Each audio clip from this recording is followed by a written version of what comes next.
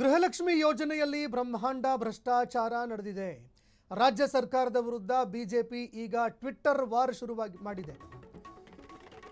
ಗೃಹಲಕ್ಷ್ಮಿ ಯೋಜನೆಯಲ್ಲಿ ಬ್ರಹ್ಮಾಂಡ ಭ್ರಷ್ಟಾಚಾರ ಆಗಿದೆ ಅಂತ ರಾಜ್ಯ ಸರ್ಕಾರದ ವಿರುದ್ಧ ಬಿಜೆಪಿ ಟ್ವೀಟ್ ವಾರ್ ಆರಂಭ ಮಾಡಿದೆ. ಗೃಹಲಕ್ಷ್ಮಿಗೆ ಬೈ ಬೈ, ಹಗರಣ ಲಕ್ಷ್ಮಿಗೆ ಹಾಯ್ ಹಾಯ್ ಅಂತ ಈಗ ಟ್ವೀಟ್ ಮಾಡಿದ್ದಾರೆ. ಗೃಹಲಕ್ಷ್ಮಿ ಯೋಜನೆ ಪರಿಷ್ಕರಣೆಗೂ ಕೂಡ ಬಿಜೆಪಿ ಕಿಡಿಕಾರಿದೆ. ಗೃಹಲಕ್ಷ್ಮಿ ಯೋಜನೆಗೆ ಬಿಜೆಪಿ ವ್ಯಂಗ್ಯ ಮಾಡಿ ಪೋಸ್ಟರ್ಗಳನ್ನು ಹಾಕಿದೆ. ಈಗ ನೋಡಿ, ಇದೀಗ ಬಿಜೆಪಿ ಟ್ವಿಟ್ಟರ್ ಅಭಿಯಾನವನ್ನು ಆರಂಭ ಮಾಡಿದೆ. ಈ ಹಿಂದೆ ಕಾಂಗ್ರೆಸ್ ಕೂಡ ವಿಪಕ್ಷದಲ್ಲಿ ಇದ್ದಾಗ ಅವರು ಕೂಡ ಮಾಡಿದ್ರು, ಸಾಕಷ್ಟು ಆರೋಪಗಳನ್ನು ಮಾಡಿದ್ರು. 40% ಹಗರಣ, ಮತ್ತೊಂದು ಮಗದೊಂದು ಅಂತ ಅಭಿಯಾನಗಳನ್ನು.